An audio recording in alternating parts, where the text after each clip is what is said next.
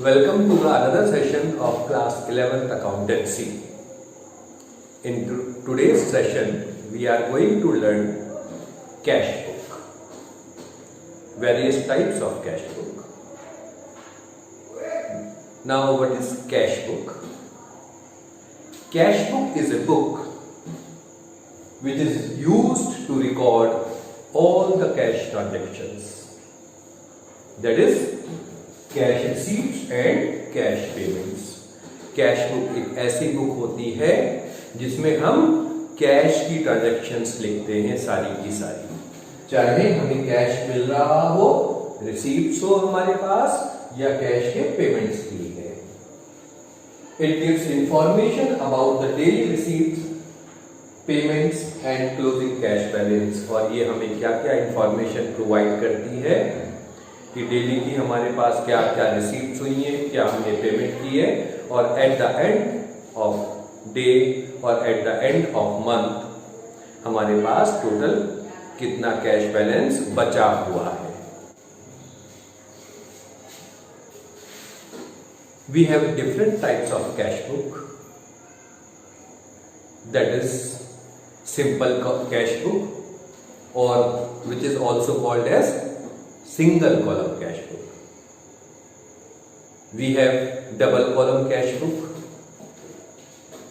उस cash book में क्या होता है, ये जो हमारे अमाउंट के कॉलम है ये दो बन जाते हैं।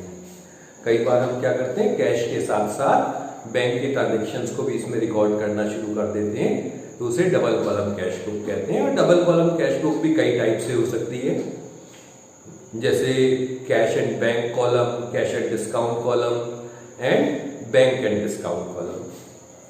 Another, we have triple column cash book in which we have columns of cash, bank as well as discount, and number 4 petty cash book.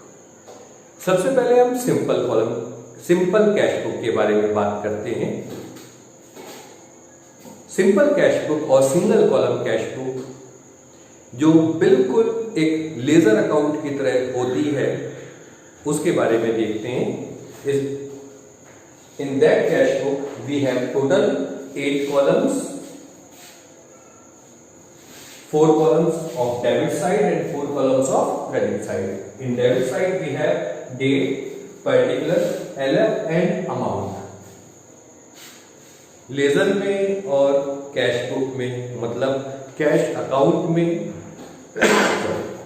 और कैश बुक में केवल एक ही छोटा सा डिफरेंस हम मान सकते हैं कि जो थर्ड कॉलम होता है दोनों साइड में, यदि हम कैश अकाउंट बना रहे हैं तो ये कॉलम माना जाएगा जर्नल फोलियो का, बट कैश बुक बनाएंगे तो ये कॉलम हो जाएगा हमारा लेजर फोलियो का। Okay, similarly we have credit side, again date, particular, LF and amount. चलिए सिंगल कॉलम कैश बुक को हम एक क्वेश्चन के मीडियम से करने की कोशिश करते हैं, समझते हैं। ये आपका क्वेश्चन है, प्लीज़ वीडियो को पॉज करके इसे नोट कर लीजिए, मैं फिर इसका सॉल्यूशन दिखाता हूँ। क्वेश्चन को सॉल्व करने से पहले कुछ जरूरी बातें। हम कैश बुक बना रहे हैं, इसका मतलब हम कैश की ट्रांजैक्शंस इसमें शो करेंगे, और ये ध्यान रखिएगा कि हम केवल और केवल कैश की ट्रांजैक्शंस ही शो करेंगे।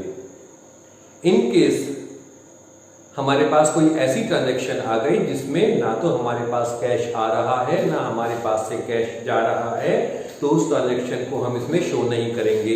Such as purchase goods on credit, sales goods on credit, depreciation of machinery etcetera.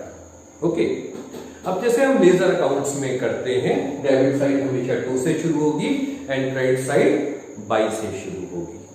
और जब भी आप कैश अकाउंट के पर्टिकुलर्स में लिखेंगे तो यहां पर याद रखिएगा कैश नहीं आएगा, रिवर्स साइड आएगी। ओके, हमारी पहली ट्रांजैक्शन डेट है 2017 April 1, mister Ashok commences business with cash ₹3,50,000। 2017 April 1 में अशोक कौन हुआ, बिजनेस का ऑनर। और हम क्या किसके लिए ट्रांजैक्शन करते हैं, बिजनेस के लिए। तो बिजनेस में हमारे पास कैश आया, जितनी भी रिसीप्ट्स होती हैं डेबिट साइड में आएंगी। डेट लिखी 2017 अप्रैल 1 और किसने दिया? बिजनेस के ऑनर ने दिया और ऑनर को हम हमेशा इंडिकेट करते हैं कैपिटल अकाउंट के नाम से। ठीक है, और अमाउंट आ गई 3,50,000। Let's move on to second transaction. Second transaction है हमारी अप्रैल 2 में, बॉट गुड्स फॉर कैश ₹22,000। हमने गुड्स परचेज करी तो इससे हमारा कैश गया होगा। आउटगोइंग है तो क्रेडिट साइड में आएगा। डेट लिख देते हैं 2017 अप्रैल 2 बाई परचेज अकाउंट और amount 22,000। Okay, we move on to our next transaction which is of April 6. Purchase goods from Gupta and Company on credit ₹20,000। अभी मैंने आपको कहा था कि हम क्रेडिट की ट्रांजैक्शन इसमें शो नहीं करते। क्वेश्चन में तो क्लियर लिखा हुआ है कि ऑन क्रेडिट है, तो क्रेडिट है तो इसे हम कैश बुक में ना तो डेबिट साइड में शो करेंगे ना क्रेडिट साइड में शो करेंगे। Next transaction April 8, cash sales ₹75,000। Cash sales means goods sold for cash. Goods sale करी तो कैश हमारे पास आया होगा। आया है तो डेबिट साइड में April 8 to sales account and amount is ₹75,000।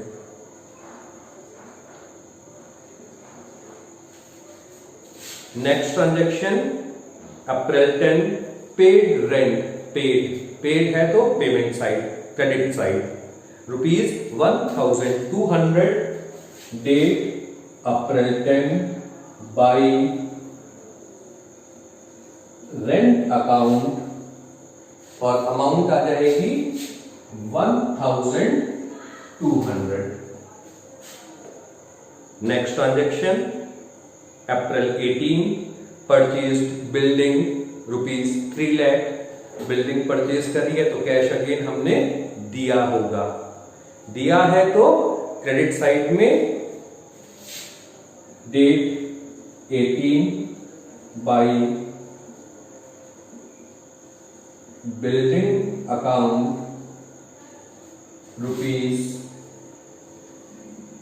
₹3 lakh. Next transaction April 21, sold goods for cash ₹9,900। Goods sale करिए, कैश आया है। Date is April 21 to sales account और amount is 9,900। Let's move on to next transaction which is of April 22. In April 22 we have sold goods to Vijay on credit ₹20,000. Again credit की transaction है तो इसे हम show नहीं करेंगे। Next April 25, paid salaries ₹10,000, paid credit side April 25 by salaries and amount is ₹10,000. Next transaction April 28, paid wages 5,500. April 28 by wages account और amount आ जाएगी 5,500। Last transaction April 30, received from Vijay ₹12,000। Received है डेबिट साइड में April 30 to Vijay account and amount is ₹12,000।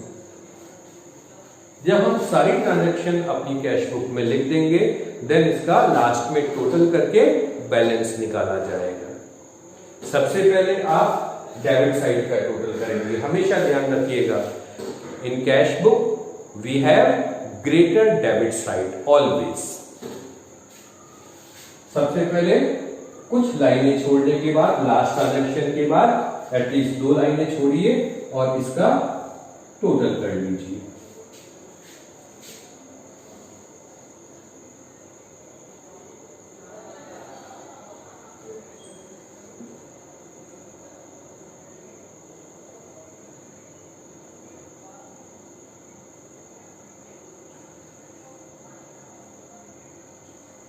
इसका total आया 4,46,900 debit side का, ध्यान रखिएगा।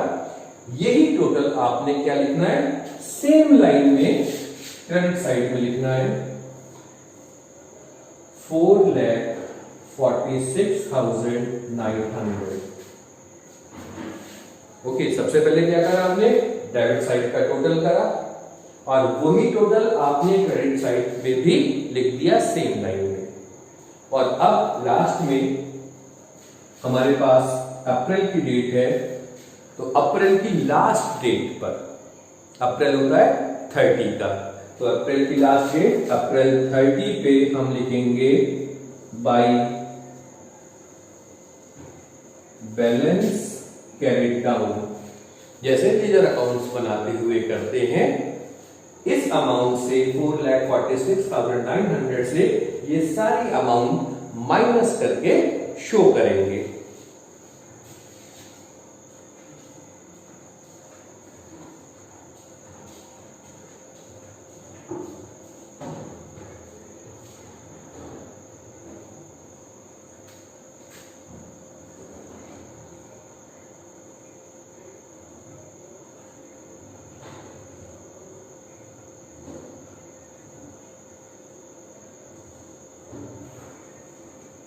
हमारे पास बैलेंस अमाउंट आई 1,08,200। ये हमारा cash at the end of the month बचा हुआ है। और लास्ट में इस बैलेंस कैरिड डाउन को नेक्स्ट मंथ की फर्स्ट डेट पर ब्रॉट डाउन कर लेते हैं। डेबिट साइड में अप्रैल के बाद आया May 1st to balance brought down 1,08,200। Okay, question come.